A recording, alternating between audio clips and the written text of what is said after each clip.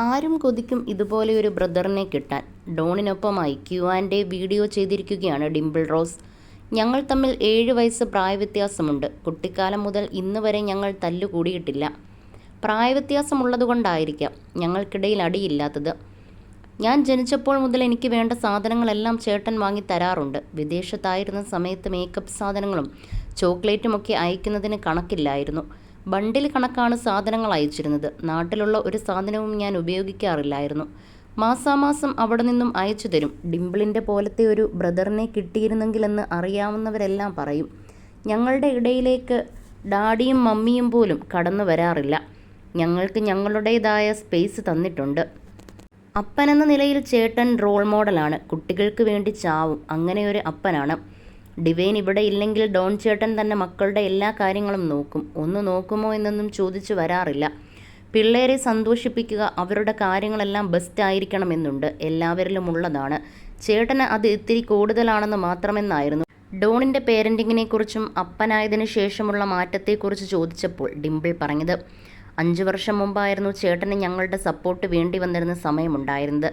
ആ ഒരു സമയത്ത് ഞങ്ങളെല്ലാം കൂടെ നിന്നിട്ടുണ്ട്. ഞാൻ കണ്ട പോലെ ചേട്ടൻ്റെ ഇമോഷൻസ് വേറെ ഒരാളും കണ്ടിട്ടില്ലെന്ന് എനിക്ക് പറയാം. ചേട്ടന് പറയാനുള്ളത് കേട്ട് കൂടെ നിൽക്കുകയായിരുന്നു ഞാൻ.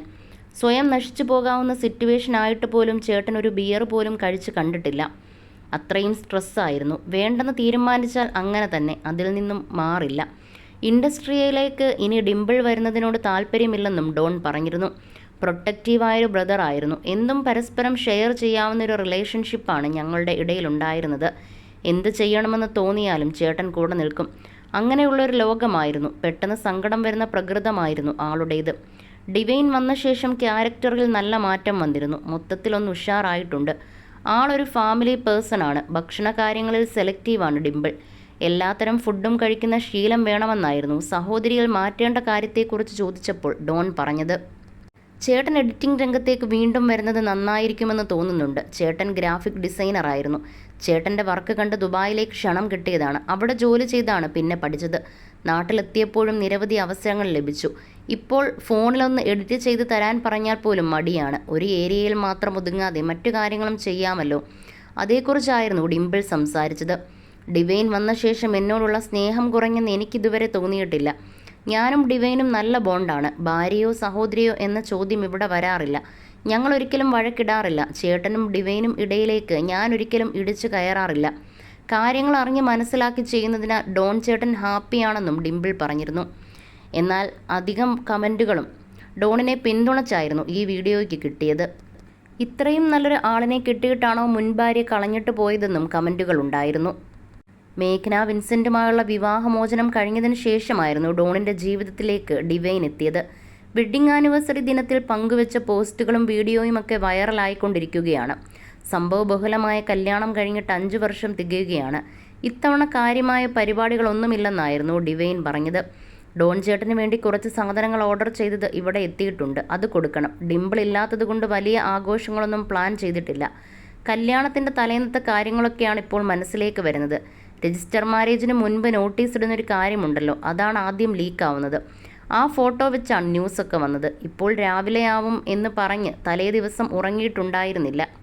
അതിരാവിലെ തന്നെ വീട്ടിൽ നിന്നും ഇറങ്ങിയെന്നും കൊറോണ കല്യാണമായിരുന്നെന്നും ഡിവൈൻ പറഞ്ഞിരുന്നു. റിസപ്ഷനൊക്കെ പ്ലാൻ ചെയ്തെങ്കിലും എല്ലാം ക്യാൻസൽ ചെയ്യേണ്ടി വന്നു.